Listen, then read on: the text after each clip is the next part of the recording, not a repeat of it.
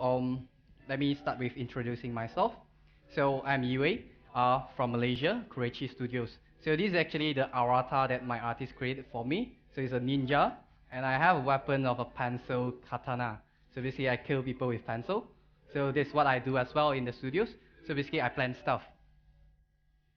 So the title of the presentation is actually about making of League. So this is all about the King's League, and this is the sequel of one of the sequels of the original game called the King's League. So we have it first we have it on the Flash, and then later on we proceeded with like putting it into the iOS and Android as well. So basically what I will be sharing here is actually the journey of the Kuraichis. So how we started to make the King's League, and how we make the sequel, and how is it doing in the app stores and also the Google Play. So throughout my sharing, there will be the transitions of how we're doing the Flash game to mobile games, and also the lesson that we have learned, and a little bit of the game dimension in Malaysia. So since we are from Malaysia, so you can roughly know what is happening in Malaysia as well. So I'm the founder and director of Karachi Studios. So before I make games, I was actually a multimedia designer and lecturer. So I started with the experience of making Flash games. So Yogi Poco Adventures was the Flash game, the first Flash game that I put it on the internet, and actually sponsored by the Spill Game, and followed by the Richin Pitchin in 2010, and sponsored by Kings. This is the first Flash game that I've done. So it's kind of like point and click adventures, and actually it's one of my college works. And after that, I kind of polish it and make it into a proper game. So this is the Richin Pitchin. It's a platformer jumping game, and it's Flash games. Okay. So this is how we start. Our studios actually start with Flash games. So we are not like, the first game they are made is not iOS or Android game. So we are very familiar with the Flash game itself. So in 2011, I actually quit my job and I wanted to make games. So that's how I actually officially started Karachi. So we started in 2011. So in 2011, so I have these thoughts, right? Why not I try to make a game in 1 month? So basically, I plan to like, basically I started alone, so I plan that I can do some solo works. Like I'm thinking like I'm trying to do 1 game per month, which I think is possible. But I guess everyone, if you try to make a game, it's actually quite tough to make a decent game in 1 month. So the King's League is actually the first game that I tried to work on it when I started Karachi. It's a free-to-play Flash games, and the revenue sources come from licensing and ads. So up to date, we have about 3 million players playing the games. Play the games once, I think. Okay, so the source of motivations of creating the games for indies are very important. So I will share with you how I actually get myself motivated when I have this one environment where one person sitting in the house and just making games for like maybe 6 months. So this kind of like lonely. So basically what I do is basically I try to take a screenshots or something and put it into like, I write a report to the Facebook like that, or this is something I do. So I try to have a boss lah, and my boss is all people in the internet. So I report to them, like try to make it every day. So I have this sense of responsibility that if I never do anything today, I'm going to get in trouble. So maybe my friend like try to think, hey, you never post anything today, or things like that. So these screenshot I have for day 1. So day 1 basically I have some ideas, I write down everything, draw out everything. And then day 2 I start to do prototyping. Day 3 do more codings, and then 5 and 6 and start to put more contents into it, like creating some graphics and all that. And on day 9 I basically have the basic structure up and running. So in day 14 basically debugging and adding me balancing stuff and like that. And 18 basically have most of things inside. So on day 29 is a day that actually I was aiming to complete 1 game per month, right? So 29 is actually the end of the month already. So I put it up for testing, okay? So, and you can see a lot of things there is all the bugs or the feedback that I got. So there's a lot of them, and this is actually my first attempt to make a decent games. So this is, on day 36, I tried to fix it, but basically you can see there's a bug list at the screen there. There's too many of them, and the game is actually not good enough. So basically I have to keep on doing it, and until to a point that I never document it anymore. Basically, I just, there's a lot of bug to kill, so I just have to do it every day. So on day 156, I thought that I might actually need someone to help me with music. I can't do music. So actually, you can see this is actually 3rd month already. So in day 210, actually, I finished the game. Okay, but it's kind of like took me like 6 or 7 months already. So I'm glad to have my members, Lydia Ho, and also get one of the Italy composer to help me with the music. And luckily, we got the Armored Game to sponsor the game for us. So in day 217, we published the game. So this is how it looks like. And for this, right, actually, there's a lot of lessons that we learned from this very, very first Flash game that we did. So I will cover some of the lesson. Okay, so first actually make prototypes and test it early. I'm sure they heard this a lot, but the interesting fact that the King's League was the first prototype that we have is look like this, and it's actually do not have the lake. So basically what you do is basically you see all the dots, you try to click on it, the red color, you click on it, you try to conquer it, and that's it. So by the time I actually have this confidence that this game is good, I never test it, I have this, I built it in 1 month and I think it's good. And I have this, you can look at the square icon over there is actually for trainings, but actually doesn't make sense for that square to represent trainings. But that time, I actually think it works. So I actually have it to test it on the day 13 or something. So I really realized that the game have a lot of problems, and the game just end like that. Like after you conquer all the places, that's it. So you can actually finish the game maybe in 15 or 20 minutes. So test it early is actually made me realize, and then the prototype, and then basically I scrapped the prototype and rework it again and try to put in the league concept so that the game can be, to increase the durations of the games. So keep yourself motivated throughout the learning process is very important. So this is how I did it. I put it on Facebook. So all the friends that try to comments and all that, right, they're giving me the likes and all that. It's kind of like my source of motivations, because like, as been doing it alone, so you need someone to talk to and all that. I guess it's, that's where Facebook comes to be useful. And I have this committed to have to post it every day to let people know about it. And complete your games and release it is very important as well. It's not about like you have the game out there and you start making money. It's like your submissions. You've been telling your friend you're making games, but now you're putting it out and your friends start to share for you and all that. It's actually the sense of achievement to keep you from keep making games. So it's unlike the revenue and all that, but it's actually your friends and they start proud of you and all that. It's actually feeling happy and give you the source of motivation to keep making great games. So polish up before I release it. So this is what happened, is a before and after. So this is the first version. So you can see I improved the icons, I make all the things, icons make more sense and telling more message and all that, bigger screen size, bring more informations and making things more interesting with interesting graphics and all that. So this is very important because if you have ideas and you want to deliver it, but your problems is your user interface doesn't tell, or your user interface actually making the games complicated, not your game idea, but the interface. People trying to enjoy a game, but they got it like, their experience just cannot flow because all the bugs or the informations or the UI, the problems of that. So these are things that you really want to polish up so that you can actually get the real feedback where they really play the games and they give you the actual experience that they experience from the games. Not like, oh, this button doesn't work and all that, but all this button could have worked is not the feedback you want. What you want is whether it's fun or not. So read and study the feedbacks and comments from players.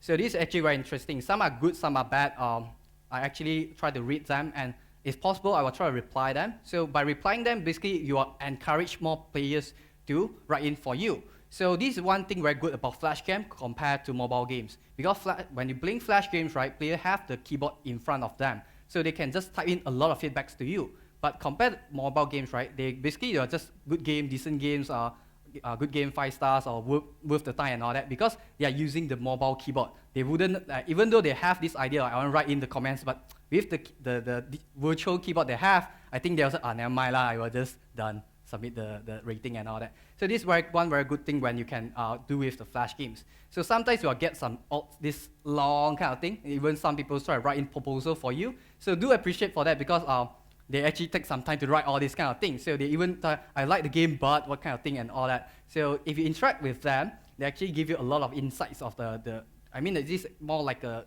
true feedback that you actually wanted as a developer. You doesn't want something like just good game, bad game, but actually you don't get any information from them. So get ready for a long one and do respond to them so that more will come, okay? So last but not least, the discipline. Discipline means a lot to indie because when I started, I'm alone. So basically, I have this like, first week, I'm super passionate and I work day to 9 to 9 or 9 to 10. But after 1 week, maybe 4 hours per day. And then after a while, that getting less and less. So discipline is very important, and I come to realize that okay, I have to work harder and all that. So discipline is very important because indie means freedom. By freedom means you can do anything anytime you want and all that, but that's very, very dangerous as well. So these are very, very common lessons, but I personally think that you really need to complete a games or more than games to fully understand what it means. So let's recap. So all the lessons, right, until now, I still try to go through the list, like make the prototype and test it early. So we need experience to determine that what prototype to make, not just make prototype. Like for example, this game, do I need to test the battle? Do I even need to test the UI? Because some people, when they make prototypes, right, they just make a lot of UIs and all that. But the key thing is actually you want to test out the things that you wanted to test. That's very important. So keep yourself motivated. So now I'm not just alone. I have a team of 6 members. So I have to keep myself motivated, and also I had to think ways to keep my members motivated as well. So, and complete your game and release it, very, very important. Without releasing it, you can't make money, you can't let people know about your game, you don't know whether your idea works or not. So polish it up before releasing it, very, very important. Read and study, and again, the discipline, okay. So, in year 2012, we actually start to make other games. So we have this King's League, and we kind of like, okay, I have this game, so I managed to use the game to convince more people to join me. So we slightly grow from 1% to become 3, and then later 4 in 2012. So we start to make this Tigernaut, and happened that in Malaysia, there's this IPCC competitions where you can pitch it and win some grants. So basically, we won 50,000 grants, and we tried to make our first iOS games. And also at the same time, we kind of being greedy, we make another Flash game called Cheeky Duel, and by end of late of 2012, we make the sequel to the King's League, where the image you saw just now, the King's League Odyssey. So Tigernaut was our first iOS game. So we kind of, by 2012, there's this rumor said Flash going to die, like Apple killing Flash and this kind of thing. So we are in the midst of, we're trying to choose between, okay, what tools are we going to use for the next few years? We are kind of nervous because we are small and we have limited knowledge that we have, and we keep been doing Flash game for all this while. So we kind of think a lot of this, and in the end, right, we try a bit Flash, and then we try a bit Corona 2Ds and all this kind of thing, and the game ended up in a mess where we do 2 copies. We have one Flash version, and we have one iOS version with using Corona, and we try Starlinks and all that kind of thing. But what importance after these games, actually, we realized that the game is not about the technology, it's about whether the game is fun or not. While we are still struggling with all these technologies, right, but the game is not fun, it doesn't bring anything at all. So I would say that now that we're actually trying to make a game, if the Flash can work, we just use it, go with the Flash, and then we think about it later. So this game is actually the games that based on mechanics, where it's something like match 3 and things like that. We try to twist the ideas, but it's not really the strengths of our team. So for indie, we have limited people. So we are making a games that not within our strength. We try to do something out of strengths. Where we think the trending is like this. Let's try to do some games that like where the trends try to drill as well. So it's actually not that way. I think for indie, we need to do some games that based on our strengths. If we're good at this content games, so let's do more content games. And we develop this kind of game like based on like mechanic base. So we put in a lot of side features because we're very used to all these King's League. We have quests, we have achievement and all that. We try to apply the same concept to this game, but it just doesn't work. So this explains why try not to do the games is your strengths. So we also do Cheeky Duel as well. It's a Flash games. And this game, we only tried to launch it because by the time we work on it, we're trying to be too ambitious. By the time we work on it, we see a lot of potential, we scale it, and we scale it, and scale it. We want to make it big and want to make it good and all that. So end up, it become a lot of content they want to make, and we run out of time to finish it. So I think it's not a good idea to develop multiple games at the same time for indie, because you're new to the platform, and especially you're new to the genre as well. There's a lot of unexpected stuff that you don't know, and you might actually waste a lot of time. So by end of 2011, right, we start to do this King's League Odyssey. So what we do is we try to apply all the lessons we have learned, which I shared with you just now. And this time, we just do what we can do to complete the game first. We don't care about the technology anymore. We are good at Flash, let's do Flash games. So we do this, the King's League Odyssey in Flash, and we publish it with Kongregate. So doesn't mean that we are totally ignore the mobile versions. So we actually make sure the art and the user interface are mobile ready. So it actually can be played using the touchscreens and all that. So one interesting things about the King's League Odyssey is actually it's a Flash game. So we never think of have this in-app purchases stuff. So basically we try to just make a game like a premium game, but put it out for free. So our main resources, we actually try to have it from the sponsorship itself. But once we released the game, we got contacted by Kongregate. So it's actually do you think of putting some premium content and selling it? So we kind of make it in 1 week to squeeze out this premium content. So when we release it, so the golden time is actually the Flash game have the peak hour where you just launch it. There's a lot of players coming in for the first month. So we kind of like, if you going to take more than 2 weeks, right, we're going to lose a lot of potential customers. So we squeeze it in 1 month and we come up this kind of premium content. We just like last minute work and all that. But actually the sales actually surprised us. I will share with you the stats. So this is how we the revenue that we have for the King's League Odyssey. So the sponsorship cover up the 44%, so we get it from Kongregate. The sales of premium content is actually 31. There's a lot for us, and it's actually out of our expectation, because I always think that who's going to buy something like that for 5 USD? So I am that kind of players where I might not spend that much for a Flash game, but actually a lot of people are buying it as well. So, and actually less complaints from all these app stores and all that. So actually I think Kongregate doing a very good job on help us to promoting it as well. So licensing, which I mean we license it to other portals like Armor's Game and all that, help us to get the another 16%, and the 9% come from the advertisement. So the development time we have for this game is actually 12 months in a team of 3. And then we released it on April 2013, and right now we have more than 8 million plays that we have gathered. So after that, we try to make these games into a mobile game. So you can see we dropped and it becomes the King's League Odyssey. So part of it is because of the branding. People easy to search the game and all that. So it took us about 9 months to prod it. So like I said, we just ignore, right? So we just have to recode it from scratch now. But at least we have a game that proves it works. So now we can at least try to port it. So we port it using Unity, and it's a premium game selling at 199 USD and supported with the in-app purchases. So a lot of people asking me, and I also curious about the in-app purchases, because like as a premium game like this, well, anyone wanted to buy some additional stuff. Well, I have like selling stuff inside the premium game, where this imbalance, make the game imbalance and all that. But we took the advice from our publisher, GameStop, by putting in the premium character, which looks very flashy, good-looking guys and all that, and selling it at like $199 to $499. So in fact, the sales actually quite surprising. Is actually the main revenue we have from the app sales actually 35% on iOS, and 37% is actually from the in-app purchases. And the most best-selling unit is actually the $499 one. So it's actually quite surprising. And the comments or the complaints that we have is actually, some people do complaints like as a premium game, they need to buy additional content, but there's not much. Basically, there's 1 or 2 out of like maybe 100 of them. So there's not much of them. So I think maybe by selling the additional content without making the game imbalance, I think it's still fine. But definitely need to experiment more on that. Okay, so same goes, you can see it's quite consistent from the iOS to Android as well. It doesn't, just like iOS, people spend more on IP in our games. So the lesson learned from our King's League Odyssey basically is like game is more important than tech. So basically just complete the game first is very important. So if you are indie and you have only limited skill, maybe just Flash games or ASCII, just finish the games. And the analytics from Flash games or the feedback from the Flash games is very, very useful. Unlike the iOS and all that, you can't patch up your game very quickly. But for Flash game, you can update it very frequently, maybe a day or 2 or every hours you can update it as well. And sequel are good. So because sequel, you can basically keep on improve on the gameplay itself. And Flash game has a very, very good strength and gathering fans. So basically, we gather a lot of fans from the Flash game itself.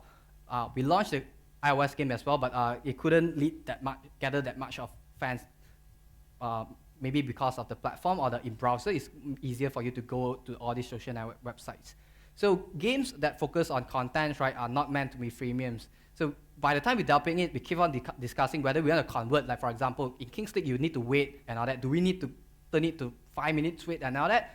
But in the end, we're glad that we actually make it a premium game instead, because a lot of players actually like it because the game is premium, where they can actually enjoy the game fully or after paying it. Okay. So as for indie, I think it's good that create game based on the team's ranks, not the trends. So if your members is not good at making match 3 game, don't make match 3 games. Do the games that you guys like to play it. Okay. So I guess that wrap up our rating that we have. So Tiny Guardian is the next game that we are working on it. So it's a tower defense game without towers. And this time ahead, we try to skip it. We just go ahead to the iOS and Android this time. So we skip the Flash versions. Okay, doesn't mean that we stop making Flash game. We still have one Flash game working on as well. And Chikidua is a Flash games.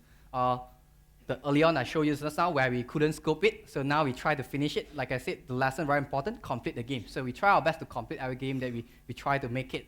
So Chikidua is one of it. So we're doing the Flash game, and we want to port it to the iOS and Android as well, and we are working on it. So we have a booth there in the enterprise area, in the booth 42, near the coffee area.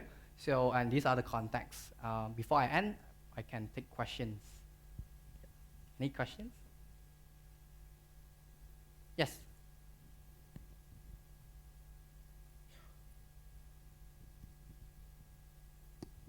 All the analytics companies here have been talking about that paid gaming is going down and free to play with in-app purchases is the way to go. Mm-hmm. You seem to be bucking the trend. And with the Tiny, the new game, is it going to be a premium title or is it going to be freemium? What's your take? The Tiny Guardians is going to be a premium game as well. Okay, and I'm sure you were reading the same reports and same data information. In spite of that, you think that a premium market exists and you're willing to kind of take that risk? I'm sure our premium game is very hard to sell because they have very high entry barrier. People need to pay for it. But good thing is about if you're constantly making premium games, right, you're going to gather a lot of fans. And fans are very important when it comes to premium games because they're believing in what you are doing. So they will be the first batch of people playing the game, buying the game, and they will share it. So one thing about premium games, actually, you rely a lot on this sharing, where people like I recommend it to you because it's paid game. Because of my friend recommend it to me, I'm willing to pay it. Or actually are very dependent on the Apple features or the Google feature as well. And do you see any kind of resistance by Apple or Google in featuring a paid game versus a free game? I think Apple Apple or Google they featured the game doesn't based on the quality itself or the how much creative stuff or intuitive or interactive inside the game itself rather than just because of it's a free games or it's a paid game. Okay, thank you so much. Thank you. Any other questions? I have one question. Yes. So for is Flash a platform that developers should be developing on still? You know, at least for the next probably next 3 to 5 years. What are your thoughts on that? I think Flash platform is actually a good platform for indie to go. Actually, because of reason not for making money, but because of the way that you manage to learn or study from the Flash game itself. You can get a lot of feedbacks, you can constantly patching it up, you can learn a lot of things from that. And the development time for Flash game is shorter. And comparing to the Flash game industry in the last few years, right? But now Flash game industry looking more into quality games, I would say.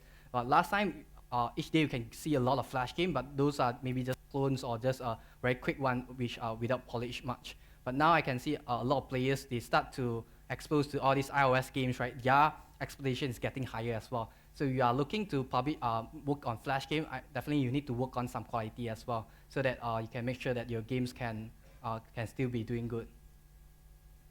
All right, thanks. Okay, thank you very much. Thank you for coming.